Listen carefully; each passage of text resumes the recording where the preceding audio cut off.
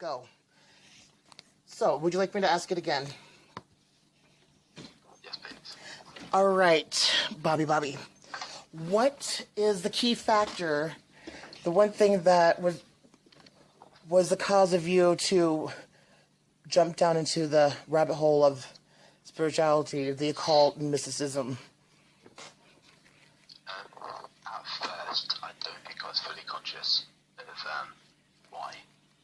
But as you go further down, you start to come to realise that, right? It's like going, oh, I'll take this route to town today. And then you find out there's a traffic jam on the route you normally take. You go, aha, I should go. That was my intuition speaking through. That was my better knowing coming through when I was unaware of it, but you was aware of it because you made that decision. You know? So, to kind of summarise what I'm saying, I think I saw society going one way, and humanity as a whole following idols and looking up to people, as inspiration. When I didn't really understand it, because you're not always going to be able to communicate with your inspiration, especially if you follow famous people. You're not going to be able to come into contact with them. You're not going to be able to talk to them in great length about their journey and etc. And I thought, well, who are you able to talk to? Who are you able to get to know yourself? And I remember being at school, and I remember having a conversation with one of my classmates. I must have been about 15, I think, or something like that. And a light bulb went off, really. And I said, well, who knows you better than you know yourself? And they was like, well, I don't know myself. And I was like, why not? You spend all that time with yourself, you don't know yourself. So it kind of cascaded from there, really. And to be honest, in a more adult way of expressing things now, in a more concise explanation, I think every man and woman has the right to explore themselves in any way, shape or form which they desire, and to ask all the questions that they need to ask about who they are, etc. But I will say that the only true answer that any man, woman, child, animal, etc. Has that's of any importance to any question they will ask is this going to progress my life? Or is this going to cause it to stagnate or even worse, regress? That's good. And that's, so you're 15 years old, and so that's, I'm just saying, thinking of the timeline, because of when, born, which is kind of crazy, because when I was 15 years old, I remember having this I was in a counseling session, and I had this breakdown, and I was like, I don't know who the fuck I am, and I want to know who I am. I want to know me, and I remember that, and that was huge. I remember, it was one of the very first epiphanies of I think just of me, and then went on again at 19. But yeah, I remember I was 15, almost 16 years old, and I remember that wanting to know, that shook me down to the core of my soul. Yeah. I think as well, I think everyone goes through it, to be fair. I think it's a common experience for us all, but if you don't know what's happening to you, then you're not going to know. It's like, when you say that you graze your knee, okay, the knee bleeds, okay, ow, pain, oh fuck, yeah. But then when it's healing, it starts to itch, and you think, oh my god, there's a new sensation, this must be bad, because it's itching, and your immediate response is to say, oh, my knee is itching, this is bad, right?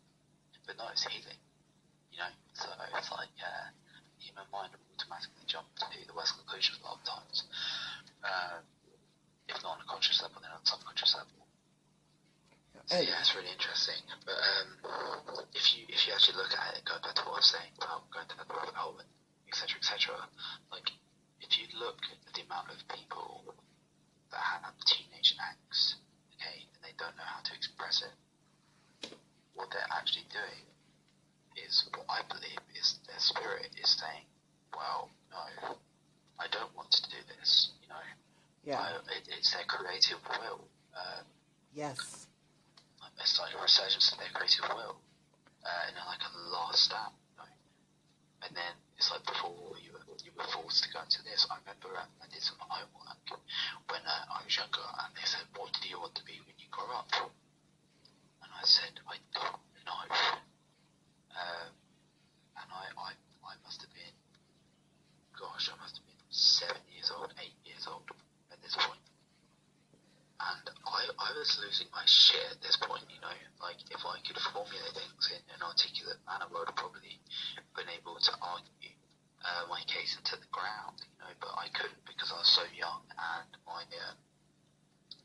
grammatical knowledge and my, just my ability to express things in that manner were neutered, really, you know. So I wouldn't be able to put forward what I actually wanted to say, and I probably made myself look quite foolish. But the intention was there. The intention to basically say, no, like, I know who I am, I know why I'm here, and what you're presenting me with, as I was saying in the previous, like, we recorded earlier, are the variables, you know. You're giving me variables that have no correlation to the situation whatsoever. So what you're trying to do is hem me into a box, you know, and I don't belong there, and a lot of people don't. And I think actually this is obviously going to expand into a big thing now, because we've got the ball rolling. I think the reason why a lot of people feel anxiety, a lot of people feel depressed, is because they're lost and they don't know where they belong. Okay, but it's because they're told that where they are is where they belong, and they know different. Okay, they know that the life that is built around them, the constraints of society, everything else is nothing but a prison. You know, it's a prison confining their spirit.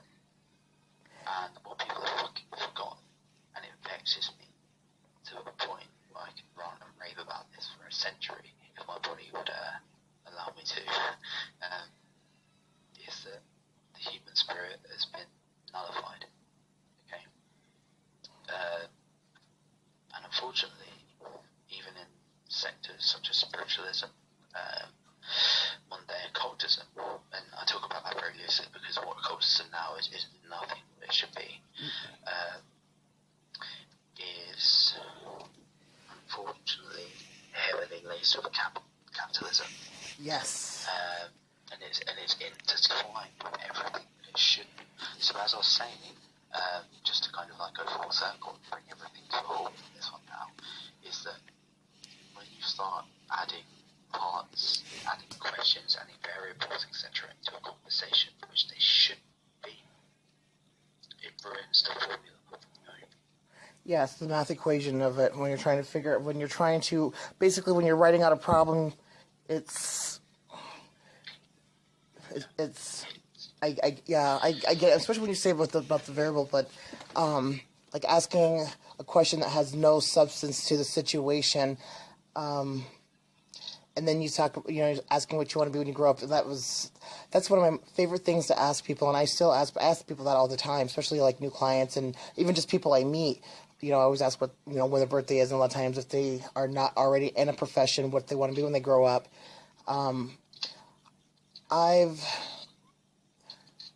That was something at a young age that I had, wanted to figure out as well. But when I was younger, I didn't want to grow up, because I knew when you grow up, what happens when you grow up? You grow up and then you die. And I realized that. I was conscious of that at a very young age. So that Toys R Us commercial, I remember that would come on and would just literally depress my soul, because I always contemplated about death, God, life, and existence at a very young age, to where it became, and I'm still obsessed with it. It's always been something that's been like a factor of just of me, like that seeking, that the rabbit hole, So when you said you created the rabbit hole, and I was like, and if you really think about it, you created that rabbit hole the spirit created that rabbit hole for you to dive in, and that's what a lot of people are not doing. They're not diving into that rabbit hole. They're just dancing around it, listening to everything outside of that rabbit hole instead of going deep within. And that's also part of the shadow work that a lot of people are scared to do. This is the thing as well. I mean, I spoke about like self-expression, self-exploration, etc. Yes. But unfortunately, like when people are doing that, they're still following this blueprint, this programming, ad hoc, kind of like mishmash collection traits and attributes. Okay, so rock stars express themselves, rock stars explore themselves. What do rock stars do? They sleep around, they take a large amount of drugs, they aren't very nice people, they're introverted a lot of the time despite spending a lot of time in the public eye. Okay, so what people do is they go, I'm going to explore myself, but that I experience something like that, so therefore it is that. Okay, it's not, it's something different. So it's almost like a version. It's like it's different. It's a different thing they're experiencing, and they need to be aware of that, because otherwise that's when people get like delusions and grandeur, and they think they can be famous and things, and they don't focus. What they're actually doing is still taking in parts of other people's personalities, and then when everything goes to shit, they lose that, and then they lose who they are, and they don't know who to be anymore. Bob, you're like totally freaking me out, because I just got done earlier today listening to a podcast about that with Joe Rogan, and about this guy talking about, I was going to actually save a clipping of it for the show, for something for us to talk about, where like people losing their shit, and you talk about people taking pieces of other things to piece themselves together, and then when they piece it together and it falls to shit, there was that meltdown. That's crazy that you bring that up. And then also too, it's kind of a little bit creepy, because it's like literally like something I was like on the subject of earlier today, but and I agree. And like I was telling with Andrea, a lot of people, like we were talking about mimicking and copying, and that's what a lot of people do. They'll mimic or copy or take pieces from, other people, friends, like they'll just incorporate other things of other people into themselves. That's not really who they are, and I think that's really amplified as like such. I think that's one of the sicknesses. When I say, not really, that's the lack of a better word, not sickness. It's one of the fucking problem areas with people today, especially in the occult and mysticism and spiritual world, because spirituality now is literally it's became the new the new world religion, if you think about it, and it is very much rooting into capitalism, and they are capitalizing off of it, and they're making it. Spirituality is not what it's supposed to be. It's not something you can turn into a religion, which is what they're doing, basically. And spirituality is supposed to be something of an expression of the soul, the self, into that individual experience, and no individual experience of just a human experience of the spirit. It doesn't matter.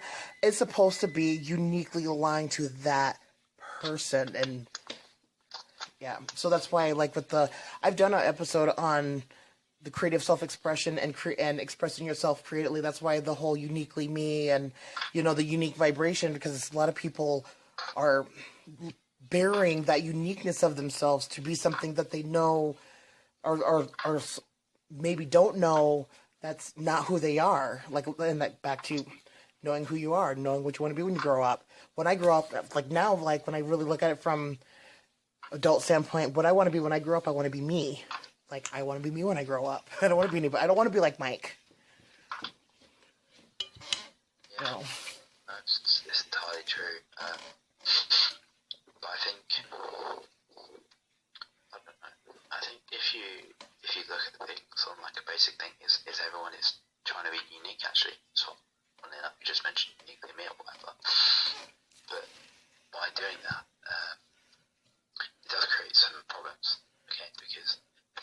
all want to be unique to the point where it's not like, oh, I'm unique. They'll celebrate each other's journeys, each other's expressions, etc. But in comes the problem of comparison. Yes. Where they started the journey off, essentially chopping and changing, creating their own things. They'll be like, right, well what does my uniqueness compare to someone else's? Rather than seeing it for what it is. Yep. That perception is poison. It's poison. It's pure poison. And then it causes more issues. Yeah, definitely. When you throw things like capitalism, capitalist state of mind into something where it's not meant to be, it creates horrible things. But the thing is like, what people don't understand is where they're spending all this time trying to be unique and trying to be different, then not focusing on one thing.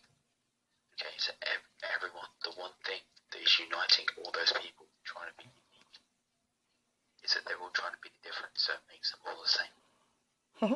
Yeah. Which is really funny because like they're spending all this time trying to do this thing and then they're just not doing that thing by trying to do it. It's almost like it starts to turn into now more of a social acceptance than what it should be too. Yeah. I mean, like when you look at originality, and this is going to be quite an interesting example. So I don't know if it will resonate with everyone, but it might do. I'm going to take that chance. For everyone that writes, poetry, songs, etc. Have you tried to write a sad song or a sad poem when you're not sad? Yes. But it doesn't work. It's not. It doesn't come out as sad. No. You have to be sad to write that sadness. Exactly. Have you tried to write a happy song or a happy poem when you're not happy? It doesn't work. It really doesn't. It's actually really interesting. So, an exercise for everyone listening to this podcast. If you are, cool. Thank you. It's nice to interact with you.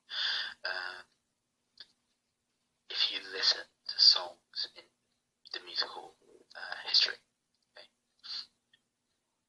listen to the one-hit wonders. Oh yeah, I like one-hit wonders. Those are some good songs sometimes. Yes. Listen to one-hit wonders, and then I'm not going to tell you what to do, but just if you're listening to everything that I've said so far, I want you to apply that in whatever way, shape, or form you wish, because it's in your mind. I'm not in your mind. I don't know your mind. But I want you to apply that knowledge, apply what I've said. When you're listening to those one-hit wonders, I want you to see where your mind takes you. Oh, God, and I know a lot of one-hit wonder songs too, because they're always the best. That's really good. Now we are, 18 minutes in, so I figured, next 2 minutes or so, do you want to add anything to we've been talking about the rabbit hole and uniqueness and what do we want to be when we grow up and the diversity. It all correlates in together perfectly, and then one-hit wonders, because that's basically what we're all going to be when we die. No, I'm just kidding. I won't go down there. But, and idols. That's another thing, idols. Yeah, people idolize other people. I like people that idolize themselves, but not at a megalomaniac level, though. But the thing is, I think, in regards to self-idolization, okay, I don't think you can ever really be your own idol until the moment you're on your deathbed and you look back and you see your achievements. I don't know about that, Bobby. I might have to disagree on that because, I don't know. I think I'm quite fond of me, So it's kind of like a couple years ago having that breakdown, I like me. I'm fond of me. I find myself to be quite eccentrically just me. I don't know. So I guess when it comes to self-idolizing, do I want everybody to be like me, idolize me? No, but I've spent a lot of time alone. I spent a lot of time having to be comfortable in my own skin and getting to know who I am and understanding that, my boneyard and all that. So I guess, Okay. so that's, yeah. But you have to ask yourself, or you have to remind yourself that what you are, what those aspects of you that you like and hold in high esteem, are just aspects of the human consciousness. Right, and then so and then it goes back into the ego. Yeah. You know what I mean? Like, who are you? You are someone that, you are a consciousness that sees the value in this, sees the value in that, sees the value in everything. Yeah, and it's just being very careful about how you observe things. You know, right. It's very easy to fall into the trap. I'm not saying you would. I know But you know what though? But I have fallen into many fucking traps and been like, wait a minute, going down the rabbit hole and be like, oh shit, I just stepped in shit. Let's back it up and wipe it on the wall and go a different direction. Yeah, but that's not a rabbit hole. That's a drain, a wastage point. Yeah, so. But idolizing though, but there are some people out there that I am also too quite fond of, you know, that I do look, you know, and there's nothing wrong with that either. But, you know, I think because that's when it comes to information and learning not only about yourself but learning about humanity outside of yourself, that does correlate back to yourself, because you know we are all collective. We are all connected collectively, but we are also different expressions of something different too uniquely. I mean, it's a paradox. Kind of like that one movie where that guy was his mom and his dad, and you know I can't think of the name of that movie, but it had Ethan Hawke, and that was Ethan Hawke. It was a really good movie. I'm trying to think of the name of it, but but one hit wonders. So we're 22 minutes in. So one hit wonders. Listen to one and see how it makes you feel, or what you think. That's good. Essentially, because that in itself can map out your consciousness. You know, can map out who you are.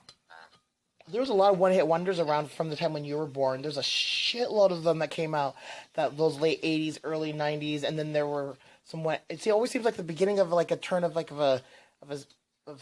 so much as like a decade. There's always those one-hit wonders that. God, I've been sitting here thinking about a couple of them, but I'm gonna listen. I'm gonna listen to a Milli Vanilli one. That one was a one-hit wonder around the time you were born. Yes. Yeah. But I think it's really interesting. I think like Bittersweet Symphony was another one around the time you were born. Yeah. The verb. Good. Oh, the verb. Yes, the verb. Yep. And Tone Loc had a couple. Well, he wasn't really a one-hit wonder. I think one of my favorite is actually it's not really a one-hit wonder, but it's an amazing song. It's Kate Bush. Running Up That Hill. I love that song. What about The Informer? His name was Snow, and he sung that song, The Informer. He was that Canadian rapper that was white. I'm not too familiar with that. I'll check it out if I get have time. to. But yeah, I think it's really interesting. So if you look back into occultism, there's a few occultists, not naming any names, but they view especially the story of Jesus as something that could have gone a lot different, and in their right a lot better than it currently had. Okay, so they basically say that in regards to what Jesus was doing, it was like, well, look, this is just my personal journey. Try the exercise now that I'm doing and see what it does for you. You know, don't latch on to them, don't follow me. I'm not someone to be followed. But just see what I'm doing and then just go about your life, you know. Yeah. This is what I mean, and it's probably the oldest documented thing of like false idolization in the history of man, especially in the occult. So people idolize Jesus, which is it's okay because the idea of Jesus and his deeds, etc., depending on what you believe, he was a commendable figure. You know, he's a commendable figure, and he did a lot of stuff which was amazing. He was a rebel, an outlaw. depending on what you believe, as I said, because there's people going to have various views on this. So Yes. trying to focus on the key points that actually fucking matter. You know what I mean? It doesn't matter who he was. It matters the work he did. But which the same could be said for Aleister Crowley. A lot of people hate on him, but the work he did was, in some people's eyes, revolutionary. You know what I mean? Even the government saw his worth. Right? So very revolutionary, and I think that's so fitting considering that the Uranus is transiting through Taurus right now, and Uranus is the planet of revolutionary and all of that, and rebelling against the borders of anything and everything that restricts us. That's Uranus right now in Taurus, and it's at 2 degrees. And I was looking at the planetary alignment. We have a lot of planets that are at 22, 20 some degrees, and it's actually quite perfect because that's what we need to be doing. We need to be revolutionizing something uniquely different to not keep repeating fucking history over again. And I think that I'm gonna have to do some astro talks.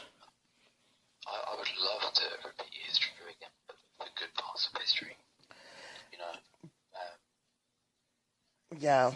It's great. The ones that actually. What I was talking about earlier, in regards to the idolization stuff. It's not the first time it's happened, you know. And as you know, as an astrologer, I don't fuck with astrology. I'm not gonna lie, but I channel it sometimes, etc., etc. So yeah, it does come back full circle, you know. Yes, it does. And then a lot of people will talk about the second coming of Christ or whatever, things like that, but I don't necessarily believe in that. I'm not really sure, so therefore I won't comment, and I'm not going to channel any messages or anything on this tonight. But there are a lot of people who believe this, not the second coming of Christ as an individual, but as an idea. So it's a really interesting thing to look into.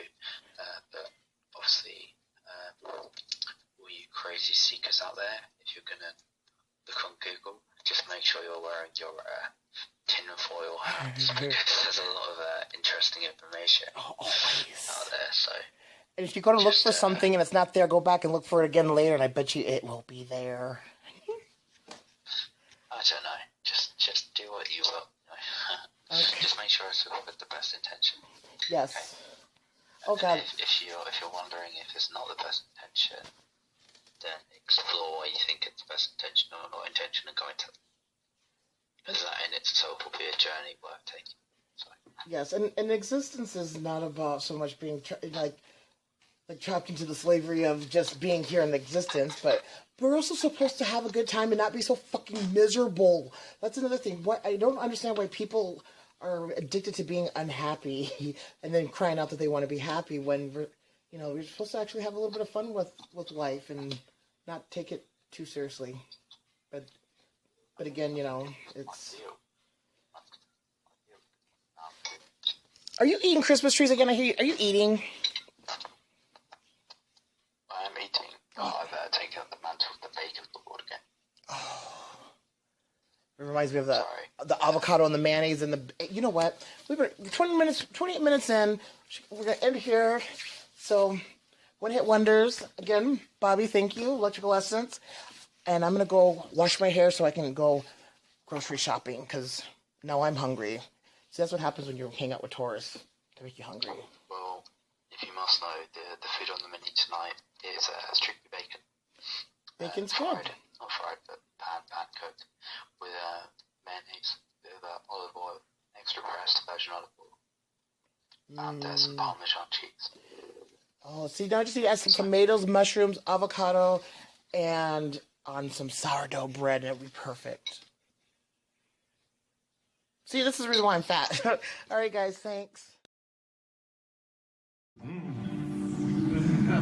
Don't give it away. The fire is burning, the pages is turning, the past and the future is one and the same. The fear in your heart make you tuck in your chain. These mumbling rappers are fuck with your brain. Don't get stuck on the fame, get in touch with the change. Take a hit of my soul, let it pump through your veins. Let's go back to the sources, go back to the basics. Multi-dimensional, jump through the matrix. I can see demons that twitch in their faces. Multi-dimensional, don't need a spaceship. Get off of that slave ship. You go through my pages, my verses is sacred. So you should be sipping my soul. You you should be spitting my flows. I'm the last dragon when it comes to rapping, my nigga, get it with that glow. Chicago is all that they know, where they get their heat for the low. Kill or be killed, build or destroy, nigga, you reap what you sow. We rapping in symbols and signs, don't be so simple, just look at the time. Let me get deep in your mind, peep the design, seeking you find. The people ain't talking no more, cause they hard to just go like the hawk and the goat. They lurk in the shadows, you can get killed while you walk to the stove. Watch what you think about, watch who you hang around, niggas got hidden intentions. But now you can time travel, we astral plane through different dimensions. Open the book, turning the page, knowledge of self, balance the rage. Learning the lessons and testing my aim, counting the blessings from setting the stage. It's right in your face, you like imagination, and you can't believe